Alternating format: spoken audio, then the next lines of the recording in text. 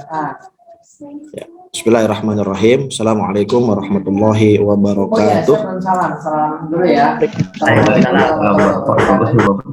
Ya, bismillah walhamdulillah la haula wala quwata illa billah amma ba'd. Alhamdulillah, aku siswa kelas 9C ya. Hari ini kita berjumpa kembali, mudah-mudahan semuanya dalam keadaan sehat walafiat dan senantiasa diberkahi oleh Allah Subhanahu wa taala. Baik, kita akan bermain Kahoot terlebih dahulu ya. Sebentar Bapak akan tampilkan dulu pinnya. Berhasil ya. Oke, pinnya 8918762. 8918762. Oke, yuk silakan yang sinyalnya bisa, boleh bergabung. Ya, kita bermain game brain games terlebih dahulu sedikit. Ya. Oke, Rizky sudah ada Iko Wow juga, ada Iqbal, ada Zamir, ada Raihan BP. Nah, ini temanya penerapan Pancasila di masa Orde Baru dan Reformasi. Pilih jawaban A, B, C, atau D. Ya. Pertanyaan pertama. Salah satu penyimpangan pada Orde Baru dan Reformasi adalah KKN. Nah, KKN itu adalah kependekan dari apa? KKN. Nah, silakan dijawab. KKN kependekan dari apa? Waktunya cuma 20 detik ya.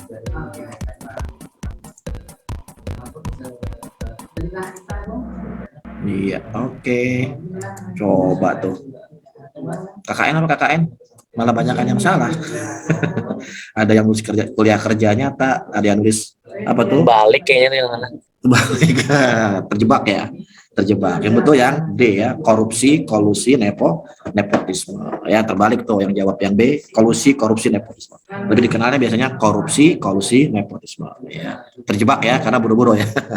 Oke, nggak apa-apa. Kita lihat skornya. Fadel pertama, Aska kedua, Raihan BP ketiga, Rizky dan Iko masih kosong karena salah jawabannya, kayaknya buru-buru tadi ya. Nggak apa-apa. Oke, lanjut ya. Kita lihat pertanyaan kedua. Presiden di masa Orde Baru adalah siapa? Gampang nih.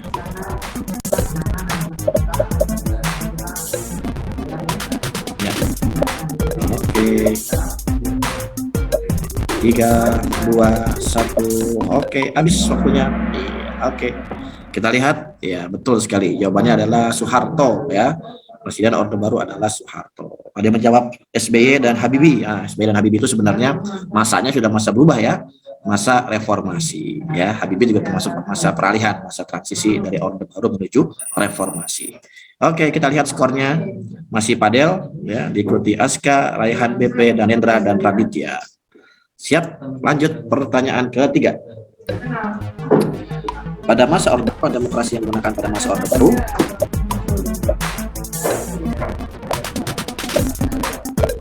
Oke, 5 detik lagi. Ya, sudah 12 orang menjawab, 13.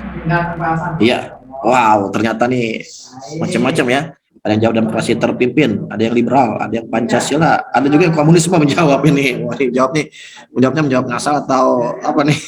Karena putus asa atau apa jawabannya? Ya. Kalau demokrasi terpimpin itu digunakan oleh siapa? Ada yang tahu? Demokrasi terpimpin digunakan oleh Soekarno, betul, Soekarno. Liberal juga oleh Soekarno ya, sampai itu sempat berubah ketika Indonesia menjadi Republik Indonesia Serikat, berubah menjadi demokrasi liberal ya.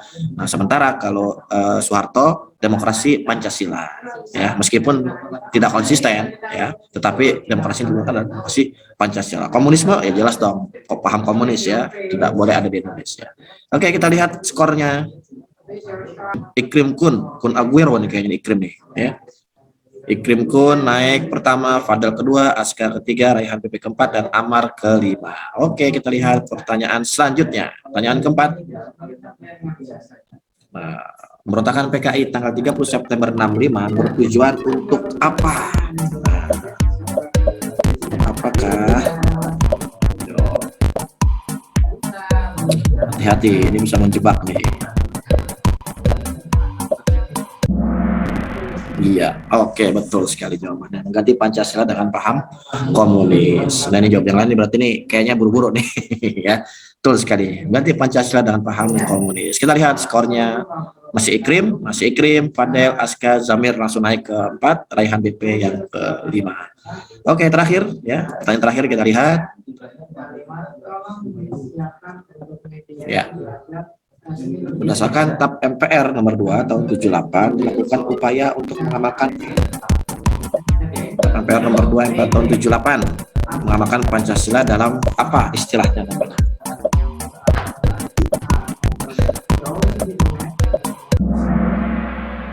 Oke.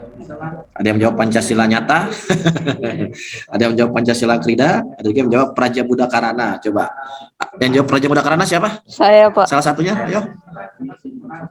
Oh, emang Praja Buddha Karana tahu, tuh Pak. kepanjangan dari apa itu? Krim. Kaget. Pramuka Krim, Praja Buddha Karana. Ya, oke, kita lihat siapa yang ada di podium. Ya, podium 1, 2, 3, 4, dan 5. Oke, podium ketiga. Aska yang ketiga. Oke, selamat Aska dapat medali perunggu. Ikrim medali perak. Iya, dan medali emas siapa? Apakah Fadel? Iya, betul sekali Fadel. Dan keempat kelima kita lihat siapa? Baik. Terima kasih ya. Alhamdulillah meskipun tapi kita tetap ya bisa bermain brain games kita. Rizky kemana Rizky? Nggak bisa sinyal lagi. Enggak, Pak. Tadi buru-buru. Oh, buru-buru juga. Oh gitu. Hati. Iya. Oke, siap nggak apa-apa. Baik, kita lanjutkan ya materi kita. Materi kita masih terkait dengan dinamika Pancasila ya. Nah, kali ini kita bicarakan dinamika Pancasila sesuai dengan perkembangan zaman. Ya. Jadi sebenarnya ada alasan ya kenapa bangsa Indonesia menggunakan Pancasila atau menjadikan Pancasila sebagai dasar negara ya. Nah, ini kan sebenarnya juga tidak jauh tertuang di dalam TAP MPR nomor 3 tahun 2000. Jadi TAP MPR nomor 3 tahun 2000 di situ dijelaskan tentang fungsi dan peranan Pancasila bagi bangsa Indonesia. Apa fungsinya? Fungsi Pancasila adalah sebagai dasar negara ya. Yang artinya sebagai dasar negara, maka Pancasila berfungsi untuk mengatur penyelenggaraan ketatanegaraan. Nah, ya, mengatur penyelenggaraan ketatanegaraan negara dalam semua bidang. Bidang Ipolek Sosbud Hankam. Nah, itu ya, itu kependekannya. Ideologi, politik, ekonomi, sosial budaya dan pertahanan, keamanan ya. Ipolek Sosbud Hankam. Bisa nggak nulisnya coba? Ipolek Sosbud jelek ya. Nah gitu aja, dipahami aja ya. Jadi sekali lagi Pancasila ya, Pancasila digunakan sebagai dasar untuk mengatur penyelenggaraan kenegaraan dalam semua bidang ya, dalam bidang ideologi, dalam bidang politik, bidang ekonomi, sosial budaya, juga bidang pertahanan, keamanan. Nah, kemudian mungkin ada pertanyaan ya, Pak, kenapa kita harus menggunakan ideologi Pancasila, Pak? Kira-kira gitu ya. Padahal kan sebenarnya ideologi yang lain juga banyak di luar. Ada di luar itu ada ideologi liberal yang terbukti ternyata membawa kemajuan bagi negara-negara yang menganut ideologi liberal tersebut gitu. Atau ada juga ideologi komunis, Pak. Meskipun barangkali ideologi komunis itu ya membuat negaranya tidak maju lah. Gitu ya. Misalnya apa? Misalnya Korea juga kan sampai sekarang negaranya negara masih terbelakang. Begitu ya. Kenapa harus digunakan Pancasila? Nah, ternyata ada dua jawabannya, ya. Ada dua alasannya. Kenapa Pancasila yang dijadikan sebagai ideologi negara, ideologi bangsa? Pertama, karena nilai-nilai Pancasila itu sesuai dengan budaya bangsa Indonesia, dan itu asli, ya, asli digali dari budaya bangsa Indonesia. Kita lihat aja misalnya nilai-nilai ketuhanan. Sejak dulu bangsa Indonesia itu dikenal sebagai bangsa yang religius gitu ya. Makanya semua agama itu bisa masuk mudah ke Indonesia. Kenapa? Karena orang Indonesia itu mudah menerima konsep ya, konsep ketuhanan itu. Meskipun nanti agamanya beda-beda, tapi kan masing-masing punya konsep ketuhanan. Artinya apa? Artinya memang manusia Indonesia itu merupakan manusia yang religius gitu. Jadi relatif mudah menerima. Bandingkan dengan orang-orang Eropa misalnya yang mereka berpaham liberal, mereka susah untuk menerima konsep ketuhanan, ya. Nah, maka ideologi liberal itu identik dengan ateisme, ateis, ya. Jadi mereka tidak percaya kepada Tuhan gitu, tidak percaya kepada agama. Jadi bagi mereka Tuhan itu tidak punya peran apapun dalam kehidupan manusia. Jadi yang menentukan sukses atau tidaknya kehidupan manusia itu adalah manusia sendiri, bukan Tuhan. Nah, gitu. Itu konsep dari ideologi liberal gitu, ya. Nah, sementara Pancasila digali dari budaya bangsa Indonesia sendiri, baik nilai-nilai ketuhanannya, nilai kemanusiaan, ya, nilai persatuannya, kegotong royongan dan sebagainya. Nah, jadi itu alasan pertama. Karena sekali lagi nilai-nilai ideologi Pancasila digali dari budaya bangsa Indonesia sendiri, ya. Yang kedua alasannya Pancasila dijadikan sebagai ideologi adalah karena Pancasila merupakan ideologi terbuka. Nah, apa sih ideologi terbuka itu? Ya, kenapa disebut sebagai Pancasila disebut ideologi terbuka? Apakah ada ideologi tertutup? Ada, ya, ada. Ada ideologi terbuka, ada ideologi tertutup. Nah, apa bedanya ideologi terbuka dengan ideologi tertutup? Nanti kita lihat, ya. Secara definisi dulu kita lihat. Apa sih Pak yang dimaksud dengan ideologi? Nah, secara bahasa ideologi ini berasal dari kata ideos dan logos. Nah, ini berasal dari bahasa Yunani. Ideos itu artinya adalah pemahaman, ya, pemikiran yang mendalam, dan logos itu artinya pengetahuan. Atau bisa juga disebut ideos itu adalah tujuan atau cita-cita, dan logos itu adalah ilmu. Ya, jadi secara sederhana ideologi itu berarti adalah ilmu atau pengetahuan tentang gagasan atau tentang cita-cita, bagaimana bisa mewujudkan cita-cita gitu, ya. Jadi itu pengertian secara ideologi. Setiap orang punya nggak ideologi? Coba Bapak tanya sama Faras. Faras, kamu punya nggak ideologi? Punya, Pak. Punya. Ideologi kamu apa, Faras? Sebagai seorang Muslim. Sholat gitu, Pak. Nah, itu adalah konsep caranya, ya kan? Tapi kalau pemahaman ideologinya apa?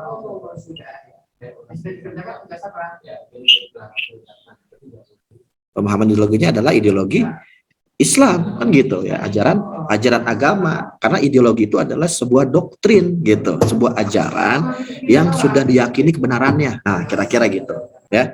Nah, kita sebagai Muslim, maka kita kan meyakini bahwa ajaran-ajaran Islam itu adalah benar gitu. Makanya kita mengikuti semua ajaran-ajaran Islam, ya kan? Prakteknya apa? Ya tadi seperti kata Faras, misalnya sholat, gitu kan ya, puasa, zakat dan sebagainya, berbuat baik dan sebagainya. Nah, itu adalah merupakan bagian dari keyakinan kita terhadap ideologi Islam, gitu ya. Kita di konteks sebagai seorang Muslim secara individu. Nah, sebagai sebuah bangsa, kita meyakini, mempercayai bahwa Pancasila itu sebagai ideologi yang benar dalam konsep kenegaraan, kan gitu. Nah, maka kemudian dalam kehidupan keseharian kenegaraan kita menjadikan Pancasila sebagai pedoman kita, sebagai ideologi kita untuk berbuat dan bertingkah laku, gitu. Nah, itulah yang dimaksud dengan ideologi, ya. Begitupun sama dengan orang-orang di luar sana yang mereka menganut ideologi liberal, ya sama, mereka meyakini bahwa konsep liberal atau konsep kebebasan itu merupakan konsep yang benar yang menurut mereka, gitu. Maka mereka begitu menjunjung tinggi nilai-nilai kebebasan, gitu. Maka kita tidak aneh kalau melihat kebebasan mutlak itu, kebebasan di luar negeri itu kebebasan yang mutlak, gitu, kebebasan yang tanpa batas. Contohnya apa ya? Contohnya orang mau berbuat apapun, ya, sepanjang itu tidak mengganggu orang lain, maka orang tidak boleh mengganggunya, gitu. Orang tidak boleh melarang. Misalnya dalam sebuah rumah ada orang yang hidup bersama belum menikah misalnya. Di luar negeri, ya, yang berpaham liberal boleh-boleh saja, sah-sah saja, gitu. Kenapa? Karena itu hak mereka. Sepanjang mereka tidak mengganggu ketertiban umum, gitu. Itu hak mereka. Tapi kalau di Indonesia gimana?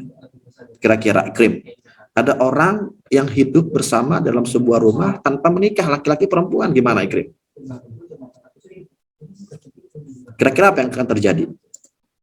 Ikrimnya mana Ikrim? Ikrimnya kagak aktif Ikrimnya kameranya. Habibi, menurut kamu gimana Habibi? Kira-kira kalau di Indonesia nih, kejadian seperti itu akan seperti apa, Habibi?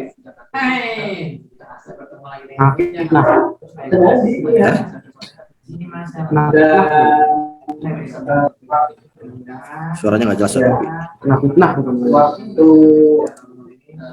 Hirzi, Ah, kalau nggak Aiko deh, Aiko lagi santai banget jadi, lagi sambil pakai kacamata hitam. Aiko. Kalau di luar negeri yang berpaham liberal, orang laki-laki perempuan hidup bersama dalam sebuah rumah itu hak biasa saja gitu, hak mereka sebab karena tidak mengganggu kepentingan umum. Nah itu dia. Tapi kalau di Indonesia bagaimana, Habibie? Aiko? Dikebukin Kak. Dikebukin, ya nggak dikebukin juga langsung kan, paling nggak kan pasti akan ditanyakan oleh aparat setempat kan gitu ya, ketua RT dan keamanan dan sebagainya gitu ya. Kenapa? Karena kita memang menjunjung tinggi nilai-nilai budaya, nilai-nilai agama, nilai norma kan gitu ya, karena ada nilai-nilai norma. Nah, nilai-nilai sesuai dengan Pancasila gitu. Jadi ada kebebasan yang memang dibatasi dengan kebebasan yang lain gitu ya. Lebih banyak di situ jadinya. Jadi kenapa apa bedanya ideologi liberal dengan ideologi Pancasila? Ideologi liberal yaitu bebasnya tanpa batas mereka. Gitu. Ya. Tanpa memperhatikan nilai-nilai yang berlaku, entah itu nilai agama, nilai norma dan sebagainya. Tapi kalau ideologi Pancasila sangat memperhatikan nilai-nilai agama, nilai-nilai norma. Kenapa? Karena sila pertama aja jelas, sila ketuhanan yang Maha Esa gitu, menjadikan agama sebagai dasar. Nah gitu. Jadi itulah bedanya antara ideologi liberal ya yang dianut atau diadopsi oleh orang-orang luar sana dengan ideologi Pancasila gitu ya. Nah, lalu apa itu Pak ideologi terbuka? Nah, ideologi terbuka ini adalah ideologi yang bisa berinteraksi atau bisa berubah sesuai dengan perkembangan masyarakat gitu. Jadi ideologi Pancasila ini merupakan ideologi yang terbuka karena dia bisa berubah sesuai perkembangan masyarakat. Yang berubah bukan ideologinya, ya, bukan sila-silanya, tapi yang berubah itu adalah penerapannya, gitu, prakteknya. Contoh, dulu pada masa Orde Baru, presiden dipilih oleh siapa? Zakwan.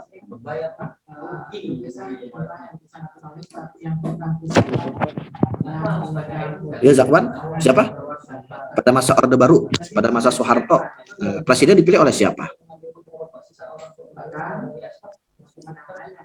Yo, Nggak tahu Pak. nggak tahu. Danendra, coba Danendra. Pada masa Orde Baru, presiden dipilih oleh siapa, Danendra? Ayo. Itu ya Pak, menteri ya Pak? Maksud presiden dipilih oleh menteri? Menteri kan pembantunya Pak presiden. rakyat Pak, kurang tahu saya Pak. Siapa yang tahu? Dipilih oleh siapa? Presiden pada masa Orde Baru? Dipilih oleh? Rendli? Iya. Apa? Siapa yang jawab? Zamir. Siapa Mir? MPR ya Pak. MPR, betul sekali ya. Dipilih oleh MPR ya. Jadi pada masa Orde Baru presiden dipilih oleh MPR dan itu juga merupakan bagian dari pelaksanaan Pancasila. Sila keberapa? Sila keempat, kerakyatan dipimpin oleh hikmat kebijaksanaan dalam pemusyawaratan perwakilan. Jadi ada perwakilannya gitu ya. Ada perwakilannya. Perwakilan siapa? MPR itu adalah orang-orang yang dianggap mewakili rakyat gitu. Jadi tetap sesuai dengan pelaksanaan Pancasila. Nah, tetapi seiring adanya reformasi ya, keinginan masyarakat berubah, perkembangan masyarakat berubah, ini pun berubah sistem pemilihan presiden. Nah, setelah era reformasi ya, presiden akhirnya dipilih oleh siapa? Langsung dipilih oleh rakyat gitu. Ya enggak? Langsung dipilih oleh rakyat. Jadi Pancasilanya mah tidak berubah. Isi silanya tidak berubah, tapi pelaksanaannya gitu ya. Pelaksanaannya yang berubah gitu. Disesuaikan dengan perkembangan masyarakat. Pasan. Minta tolong si itu mau setoran dia. Umtas. Pai kan? Nah, Pai sama Pasan Pai. Bapak lagi ada jam. Ya. Maaf. Jadi sekali lagi, ideologi terbuka itu adalah ideologi yang pelaksanaannya atau prakteknya itu bisa berubah sesuai dengan perkembangan masyarakat. Karena dinamika masyarakat itu akan selalu berkembang, berubah gitu, ya. Nah, kita juga nggak tahu ini nanti berikutnya apakah presiden akan terus dipilih oleh rakyat atau nanti akan kembali lagi kepada MPR gitu. Ya, akhirnya kan nanti tergantung kepada keinginan rakyat, gitu ya. Tapi intinya adalah seperti itu, bahwa ideologi terbuka itu adalah ideologi yang bisa berubah pelaksanaannya sesuai dengan perkembangan masyarakat ya. Nah, lalu apa bedanya Pak antara ideologi terbuka dengan ideologi tertutup? Nah, kita lihat coba. Ideologi terbuka itu adalah ideologi yang nilai dan cita-cita nilainya sudah tertanam, sudah hidup dalam masyarakat sejak awal, asli gitu ya. Jadi ini hidupnya dalam semua masyarakat, seluruh masyarakat. Betul, ideologi yang terbuka. Ya, ini Pancasila ideologi terbuka. Ideologi tertutup contohnya apa? Komunisme. Ya, jadi komunisme itu ideologi yang tertutup. Nah, dia nilai atau cita-citanya ini hanya mendasari sekelompok orang saja gitu. Jadi awalnya hanya sekelompok orang, tapi kemudian dipaksakan gitu, dipaksakan untuk menjadi sebuah ideologi yang diakui oleh seluruh rakyat. Nah, itu ideologi tertutup. Jadi itu dipaksakan prosesnya, ya. Kalau ideologi terbuka tidak dipaksakan, tapi memang hasil kesepakatan masyarakat. Nah, ini kedua, ya, cirinya. Ideologi terbuka itu adalah merupakan hasil musyawarah atau konsensus masyarakatnya atau rakyatnya. Nah, kalau ideologi tertutup ini dipaksakan dia, ya. Jadi harus ada dikorbankan, artinya dipaksakan gitu. Kalau orang nggak mau ikut, nggak mau nurut, dia akan dihilangkan. Nah, gitu ya. Dan itu yang terjadi pada masa pemberontakan PKI. Siapa yang nggak setuju dengan PKI, siapa yang nggak setuju dengan paham komunis, ditangkap, dibunuh, dibantai, gitu. Ya, itulah ideologi tertutup kejamnya. Ya. Kemudian yang ciri ketiga, ideologi terbuka, dia milik seluruh rakyat. Ya, jadi bukan punya kelompok tertentu saja, milik seluruh rakyat. Ya, sementara ideologi tertutup, dia adalah banyakkan dimiliki oleh loyalis orang tertentu saja, loyalis yang kaku, cenderung kaku gitu. Ya, tidak mau menerima perubahan. Ya, keempat, isinya tidak operasional kecuali diwujudkan dalam konstitusi. Ya, isinya tidak operasional artinya apa? Artinya nilai-nilainya berlaku ideal. Nah, misalnya apa? Ya tadi, sila pertama, ketuhanan yang Maha Esa, mengatakan bahwa Tuhan itu ya esa gitu. Tapi dia tidak operasional. Operasional maksudnya apa? Pelaksanaannya, prakteknya gitu. Prakteknya dalam bentuk apa? Prakteknya dalam bentuk perwujudan terhadap sila tersebut misalnya, maka dipraktekkan dalam butir-butir Pancasila. Kan gitu. Ada konsep tadi kita dalam kuis tadi ada Eka Prasetya Pancakarsa ya. Jadi bagaimana kita bisa melaksanakan nilai Pancasila yang ideal tadi? Nah, kita melaksanakan perbuatan-perbuatan yang sesuai dengan apa yang terkandung di dalam nilai-nilai tersebut. Gitu. Jadi bukan operasional, isinya adalah normatif. Gitu. Nah, sementara kalau ideologi tertutup itu ada biasanya berisi hal-hal yang sifatnya konkret atau operasional. Jadi langsung mempraktekkan gitu. Misalnya apa? Misalnya bahwa rakyat harus patuh kepada pemimpinnya, gitu. Rakyat harus rela berkorban untuk negara, ya. Rakyat harus merelakan hartanya untuk kepentingan negara, misalnya. Nah, itu ideologi tertutup, gitu. Jadi apa yang terdapat di dalam ideologinya itu hal-hal sifatnya praksis, operasional, ya. Yang kelima, ideologi terbuka sifatnya dinamis dan reformis. Dia bisa berubah. Ya, seperti tadi contohnya, ya Pancasila dia bisa berubah pelaksanaannya. Nah, sementara kalau ideologi tertutup, dia tidak mau berubah dia, ya tidak mau berubah. Bahkan untuk pelaksanaannya cenderung memaksa menggunakan kekuatan. Ya, lihat aja Korea Utara. Siapa yang nggak patuh sama Kim Jong Un, tembak mati, gitu ya. Termasuk bahkan kabarnya kan pamannya Kim Jong Un sendiri dibunuh oleh Kim Jong Un. Kenapa? Karena dianggap dia tidak patuh sama Kim Jong Un gitu. Ya, Kim Jong Un ya betul ya, Korea Utara Kim Jong Un ya. Nah, ini ideologi yang tertutup. Jadi ideologi yang betul-betul dipaksakan ya. Yang keenamnya sama dengan atas ya. Nilainya sudah ini sama yang bagian ini ke copy berikutnya ya. Jadi itulah perbedaan antara ideologi terbuka dengan ideologi tertutup ya. Jadi Pancasila ini termasuk ideologi yang terbuka karena dia mau atau bisa menerima perubahan ya, perubahan yang terjadi pada masyarakat sehingga dalam praktek pelaksanaan ideologi tersebut itu bisa berubah juga gitu ya. Nah, kenapa sih Pancasila itu bisa berubah gitu ya? Kenapa Pancasila itu menjadi terbuka? Apa saja nilai-nilai terkandung di dalamnya? Nah, sebab di dalam ideologi Pancasila, kenapa Pancasila bisa berubah ya, bisa dinamis ya dalam penerapannya karena dia punya 3 nilai ya. Pertama apa? Pertama dia punya nilai dasar. Apa itu nilai dasar? Nilai dasar ini adalah nilai-nilai yang sifatnya mutlak, nilai-nilai sifatnya relatif, nilai-nilai sifatnya ideal. Nilai-nilai yang sifatnya ingin dicapai. Nah, gitu. Nilai dasar itu gitu. Jadi nilai yang ideal yang ingin dicapai dalam sebuah tujuan atau pelaksanaan ideologi. Ini nilai dasar ya. Nah, yang kedua, Pancasila punya nilai instrumental. Apa itu nilai instrumental? Itu nilai yang bisa mendukung ya, atau aturan-aturan yang bisa mendukung terwujudnya nilai dasar tadi. Misalnya apa? Misalnya pelaksanaan atau perwujudan sila pertama, sila ketuhanan yang Maha Esa misalnya. maka harus ada aturan yang mengatur bagaimana kita bisa mempraktekkan bentuk ketaatan kita kepada Tuhan Yang Maha Esa. Nah, maka di UUD 45 ada pasal 29 ya. Di pasal 29 jelas dinyatakan bahwa negara ya, ayat 2-nya negara menjamin kemerdekaan tiap penduduk untuk beribadah sesuai dengan agama dan keyakinannya masing-masing. Tuh ya. Jadi ada aturan-aturan yang mendukung untuk terlaksananya sebuah ideologi. Nah, itu namanya disebut dengan nilai instrumental. Ya. Nah, yang ketiga, Pancasila itu punya nilai yang disebut dengan nilai praksis. Ya, apa itu nilai praksis? Yaitu nilai yang bisa dipraktekkan dalam kehidupan nyata sehari-hari di masyarakat. Ya, itu kemarin yang Bapak ceritakan bahwa di Pancasila itu kan sudah diuraikan menjadi butir-butir Pancasila. Ya enggak? Diperas menjadi butir-butir Pancasila. Nah, butir-butir Pancasila itulah yang disebut dengan nilai praksis gitu. Karena bisa dipraktekkan dalam kehidupan sehari-hari di masyarakat. Misalnya apa? Misalnya sila pertama, tidak memaksakan agama kepada orang lain gitu. Maka kita harus apa? Menghormati orang yang berbeda agama dengan kita. Kan gitu. Atau kita mau bekerja sama dengan orang yang berbeda agama dan sebagainya. Gitu ya. Nah, inilah alasan-alasan kenapa Pancasila itu disebut sebagai ideologi yang terbuka ya. Nah, terakhir, nah inilah bahwa Pancasila ini bisa diwujudkan ya, nilai-nilainya dalam kehidupan kita sehari-hari dalam berbagai bidang. Bisa dalam bidang politik ya, bidang ekonomi, bidang sosial budaya, bidang hukum, juga dalam bidang pertahanan keamanan. Ya. Bentuknya seperti apa? Ya, bentuknya macam-macam.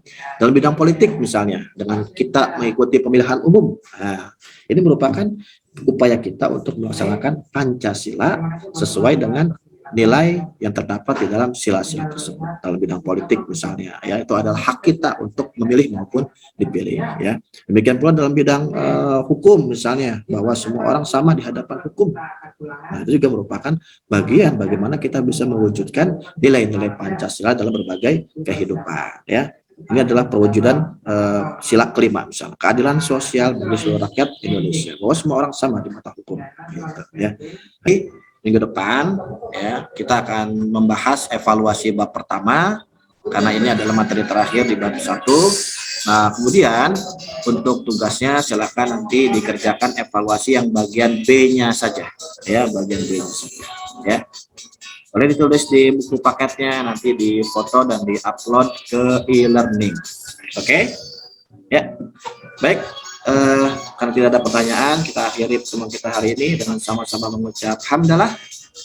Alhamdulillah. Kita tutup dengan doa kafaratul majlis.